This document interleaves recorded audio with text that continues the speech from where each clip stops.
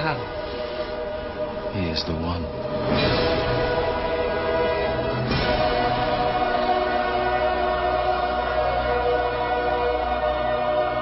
NBA Finals Game 3, live from South Beach as the Miami Heat host the Oklahoma City Thunder.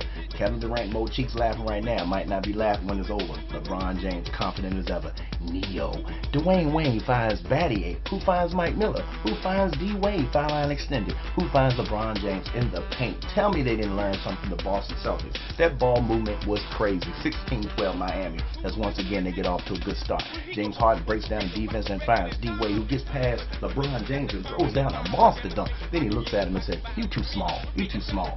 Yeah, Chris Bosh goes strong with the left hand, misses. Mike Miller there for the putback. You know Mike Miller's the most explosive beast on that team. It is what it is. LeBron James with the crazy jump stop. Come on now. Look at this. From the top of the key, crazy jump stop, finishes with the layup. Incredible. I'm trying to tell you, he believes. He believes. Second quarter. The Miami Heat still very much control of the game, 30-24. Norris Cole misses the entire rim. He needs to take a seat on the bench. Harden says, "I'll finish it all to myself," and Mike Miller bends over in excruciating pain as he tries to take the charge, but fails. And one for James Harden. Then Westbrook finds none other than D. Fish. You know he's made those shots before. With the crazy left-handed release. Look at it again. Westbrook breaks down D. Wade, says, finds D. Fish over on the baseline, who pulls a three right in James Jones' mouth. Look at this. With the nice rotation. Look at him. Nothing but draws. Nothing but draws. Then LeBron James finds Dwayne Wade for the and one. Did y'all see a foul there? Because I sure didn't. But as a Heater, you know I was happy for it. That's right. Durant says, "LeBron, just like 21, I'm at the top of the key. Right in your grill. Right in your grill. Take this pill." All right. Then Durant shows you that he has a post game. Gets the ball in the post. Gives D. Wade a nice little jump hook. And he tells him, "You too small. You too small, baby. You too small." You know what D. Wade had to say to that. Check the scoreboard. Durant once again tries to pull a 3 feet behind the three-point line. This time finds LeBron James, who gives him the okie doke and then finishes with the right. This time with the right, usually with the left. Picks up the foul from Kevin Durant, because y'all know he's been in foul trouble. Those are the type of plays he just needs to leave alone. Then Battier. Damn, has anybody been hotter than Battier? He only took 2 shots today, and they were both from 3. And you know what happened to him? They were good stooges. Russell Westbrook tries to duplicate him as he hits the 3, going to the third quarter. This is when Oklahoma City took the game over. Right here, we have Kevin Durant off the glass, finishing like only Kevin Durant can do. And then, once again, they find, oh my word, Cephalosha. He finishes with a nice alley-oop. Right there, it was looking ugly for Miami. They were down by 5, and then they just kept turning the ball over. Cephalosha, again, straight down the middle, misses it, but Durant is there to clean up the mess. They thought it was offensive goaltending. That was wishful thinking. Oklahoma City up by as much as 9 points. But then this is where they started getting stupid. Come on, you don't foul a jump shooter, especially when he's shooting a 3. And I know Battier's been on fire, but sometimes you just got to let the man pull. And then they do it again. 20 seconds later, James Jones, same situation. He's shooting a 3, and then they foul him. Come on, man. I mean, are you kidding me? These are rookie plays made by a young team. D. Wade finds LeBron, who makes the conventional 3-pointer. That's right then. That's when Miami takes a 2-point lead. Russell Westbrook and Kevin Durant were on the bench for the last 5 minutes of the third quarter. Fourth quarter we go. LeBron James tries to find D. Wade. It gets ripped. Harden pulls off LeBron and then finds Durant for the crazy alley put down. Yo, what precision. What precision. Then Harden once again gets to the basket with the left hand. Like I said, they took the lead by 1, but that was the last lead they will see for the rest of the game. Because Chalmers finds LeBron, who gets strong, goes over top of Kevin Durant. It may have looked like a charge, but if you watch it, Kevin Durant was not set. He didn't want to take that force that was about to hit him. He should have stayed set, and he might have got the call. LeBron James with a crazy layup, reverse layup with the right hand. Look at this again. His back is turned to the rim as he lays a kiss it with the nasty English. He says, "You too small, boy. You too small." Then, this is crazy. Miami Heat up by 7, and then D. Wade gets ripped trying a weak crossover, just like above the rim. Man, give me them cookies. Then Westbrook hits the pull-up jumper, makes it 86-85. Hey, Oklahoma City only down by 1 point. Please don't tell me they're going to steal this game. They're going to try to steal this game from the Miami Heat. But LeBron James has been clutch. They up by 3.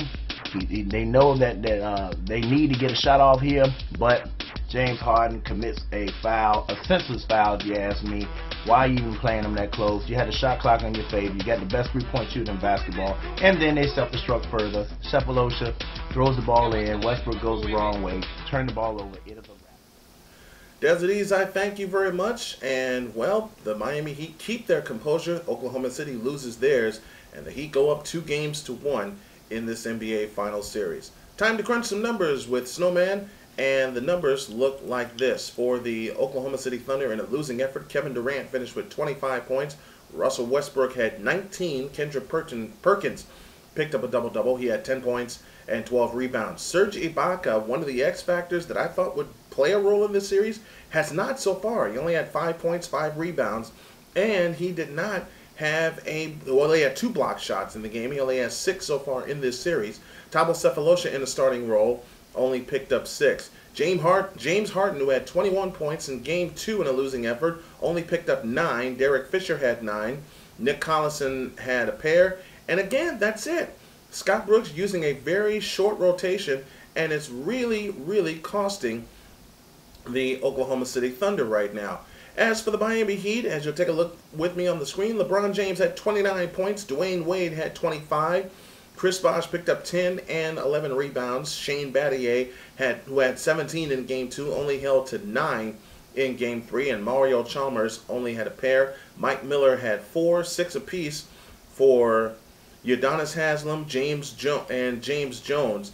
But 2 plays identified this game, and those were the 2 fouls committed by the Oklahoma City Thunder while Miami shooters were shooting a 3-point field goal. And my man Desert Ease, who is also a coach, will tell you one of the cardinal sins you can commit is fouling a jump shooter, especially when they are behind the arc. In Game 3, Miami shot 37.8% from the floor. They were 4 of 13 from distance.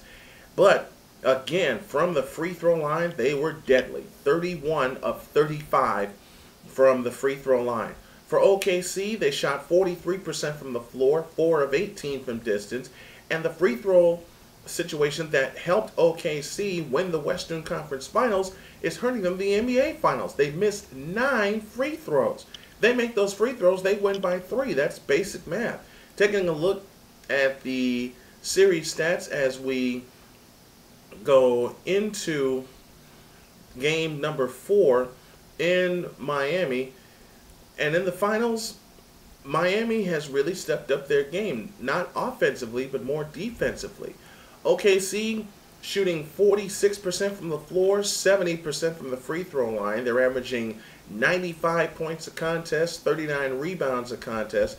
And from the three-point stripe, where they made a living in the regular season, they're shooting just under 30%. Meanwhile, for Miami, coming into Game 4, they're at 44% from the floor, 86% from the foul line. They, too, are averaging 95 points a game. But they're winning the rebound battle by only 1. They have 40 rebounds. They're averaging 40 rebounds a game in this series.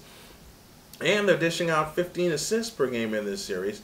And the three-point percentage, they are at 39% from three-point land in this series. And those are your stats through Game 3 as we continue to crunch some numbers. One of the things that Desert Ease mentioned, and it's very, very true, about how the middle 3 games are going to play out in an NBA Finals series. As most of you hardcore basketball fans know, in 1985, the NBA went to a 2-3-2 Finals format, the first time they switched to that series since 1979, when the Seattle Supersonics, oddly enough, who are now known as the Oklahoma City Thunder, won their championship.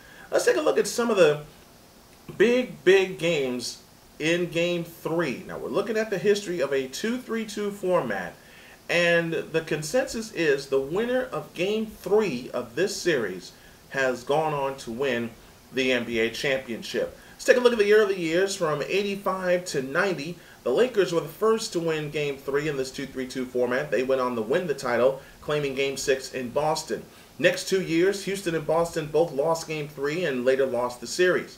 Next 4 years, 88 through 91, the team that won Game 3 won it all. The Lakers in 88, Detroit in 89 and 90, and the Bulls in 1991. Rest of the 90s, in 92, Portland lost Game 3 to the Bulls in Portland.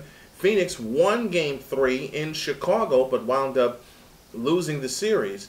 Houston won Game 3 in 1994 as well as 1995 when they completed a sweep of Orlando. The Bulls did the deed in 96 against the Seattle Supersonics. In Game 7, Utah won Game 3, coming back from a 2-0 deficit. In 98, the Bulls won Game 3.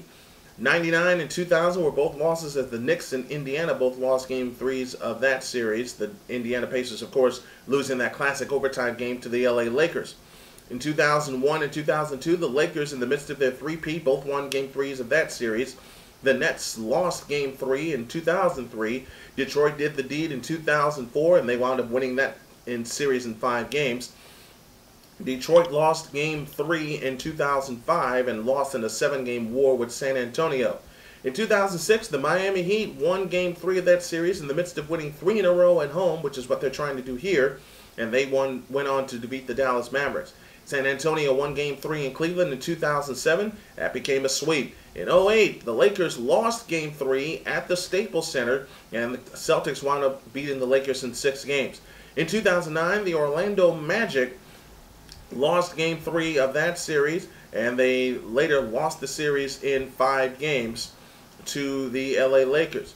In 2010, the Boston Celtics lost Game 3 on their home floor, and they wound up losing the series in 7. And last year, in 2003, last year, Miami won Game 3, taking a 2-1 lead in the NBA Finals, but wound up losing in 6 games to the Dallas Mavericks. So that's your look at the first of the 3 middle games, Game 3. And overall, the team that has won Game 3 since the series has gone to a 2-3-2 format has won 14 times and lost 13 times. This is the 28th meeting of Game 3. This was the 28th meeting, so that actually evens everything out. Each team has won 14 and lost 14 in Game 3 since the finals went to a 2-3-2 format. Now, there have only been 2 100-point games so far here in the finals, and that occurred in each of the first 2 games. Oklahoma City put up 105 in Game 1. Miami put up 100 in Game number 2. Game 3 did not see a 100-point game. Will we see the same in Game 4? We don't know, because Miami has really turned the screws defensively. Where they failed last year on the defensive end is where they are succeeding this year in the NBA Finals. Thus, they have a 2-1 lead. Game 4 comes at you tomorrow night, Tuesday night, from American Airlines Arena in Miami. Desert Ease and myself will have the wrap-up of Game 4, and we hope you all are enjoying the NBA Finals series, because this is a good one. If you're watching on television, pick it up on ABC. Mike Breen and Jeff Van Gundy have the call. Or if you're in your car, if you're at or near a computer, pick it up on ESPN Radio with Jim Durham and Dr. Jack Ramsey. From a man, Desert Ease, who gave us the highlights, this is Big Snowman 40. Follow us on Facebook at facebook.com/sportstalk23. We will see you after Game 4 in Miami. Until then, we say goodbye and God bless y'all.